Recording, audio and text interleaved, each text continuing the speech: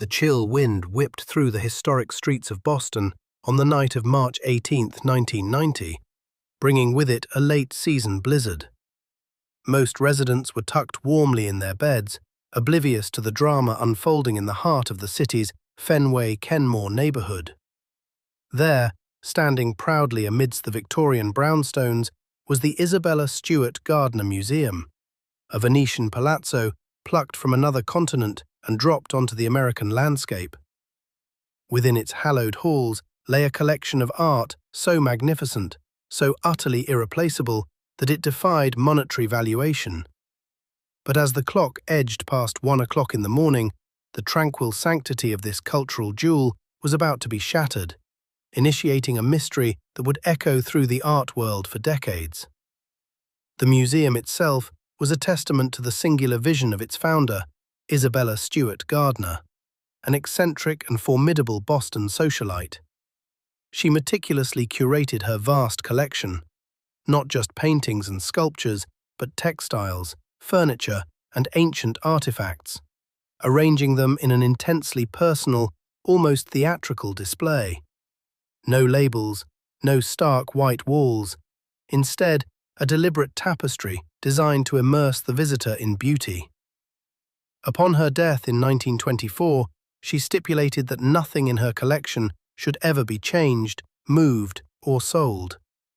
This wish inadvertently set the stage for one of history's most audacious art heists, leaving an indelible void within her meticulously crafted world. Among the treasures resting within that night were masterpieces by Vermeer, Rembrandt, Manet, and Degas, each one a silent witness to centuries of human genius. Inside, the only human presence was that of two young security guards, Richard Abath and Randy Haddon. It was Abath who was manning the security desk when, at approximately 1:24 a.m., two men buzzed at the employee's entrance. They claimed to be Boston police officers responding to a report of a disturbance. Through the blurry monitor, Abath saw uniforms, badges, and police hats. In a decision that would haunt him for the rest of his life, he bypassed procedure and buzzed them in. The moment the heavy door swung open, the charade evaporated. The men, far from being law enforcement, pushed their way inside. One, shorter with a thick moustache, was particularly menacing. The other, taller and clean-shaven, immediately took charge. "This is a robbery," they declared, their voices devoid of any trace of authority. Abath, initially resistant, was quickly overwhelmed. He and Haddon were ordered to stand against a wall, then cruelly handcuffed and led down into the museum's dark, cavernous basement. There, bound with duct tape to pipes, their eyes covered, they were left alone in the cold, their helplessness amplifying the chilling sounds of distant footsteps above. For 81 terrifying minutes, the museum was at the mercy of the two imposters. The thieves moved with a chilling precision, demonstrating a surprising familiarity with the museum's layout. Their primary targets were located in the Dutch Room, home to some of the collection's most invaluable pieces. They systematically removed Rembrandt's Christ in the Storm on the Sea of Galilee, his only known seascape, and A Lady and Gentleman in Black. From the same room, they took Vermeer's The Concert, one of only 34 known paintings by the Dutch master, and considered the most valuable stolen object in the world. Peculiarly, they also took a small, relatively obscure landscape by Govert Flinck and a priceless ancient Chinese bronze beaker from a tabletop. In the adjacent short gallery, they snatched 5 Degas drawings and a small bronze eagle finial that topped a Napoleonic flag. A Manet portrait, Chez Tortoni, completed their haul from the short gallery. What was taken was astonishing, what was left behind was equally perplexing. They ignored other incredibly valuable works, including a Raphael self-portrait and Botticelli's Madonna and Child. Instead of carefully removing the canvases from their stretchers, they brutally sliced the Rembrandt and Flinck paintings from their frames, leaving jagged edges and cultural wounds. The empty, ornate frames still hang in the museum today, stark, silent testaments to the audacious act. It wasn't until the morning shift arrived at 8:15 a.m. that the truth came to light. The guards found the security office empty, the panic button unset. Descending into the basement, they discovered Abath and Haddon still bound, traumatized, but otherwise unharmed.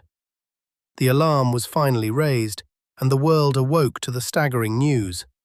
13 priceless artworks, valued at an estimated $500 million at the time, now easily exceeding $1 billion, had vanished without a trace. The investigation, immediately spearheaded by the FBI, became one of the largest property crime investigations in history. Initial scrutiny fell heavily on Richard Abath, the guard who had let the thieves in. His story contained inconsistencies. He admitted to smoking marijuana earlier that night, and the fact that his handcuffs were secured to a different, more easily escapable pipe than Haddon's raised suspicion. However, no concrete evidence ever directly linked him to the crime. Over the years, the trail grew cold, then occasionally flickered with renewed hope. The art was too famous, too unique to be sold on the open market. This led investigators to believe it was likely being held as collateral for criminal activities, possibly by the Boston mob. Names like Whitey Bulger, Robert Guarente, and David Turner surfaced in connection with the heist, but tangible evidence connecting them directly to the art itself remained elusive. Reward money, initially $5 million, was doubled to $10 million for information leading to the art's safe return. In 2013, the FBI made a dramatic announcement. They believed they had identified the thieves, attributing the heist to a criminal organization based in the mid-Atlantic states. They stated that the art had moved through Rhode Island and Connecticut on its way to Philadelphia. Hope surged, but once again, the art failed to materialize. The suspects, some of whom were now deceased, never led authorities to the missing masterpieces. Today, the empty frames remain, ghostly reminders of a profound loss. Each year, visitors to the Gardner Museum are confronted with these silent voids, contemplating not just the stolen art, but the questions that still hang heavy in the air. Who were those two men behind the police uniforms? Where did the art go, and who is holding it now?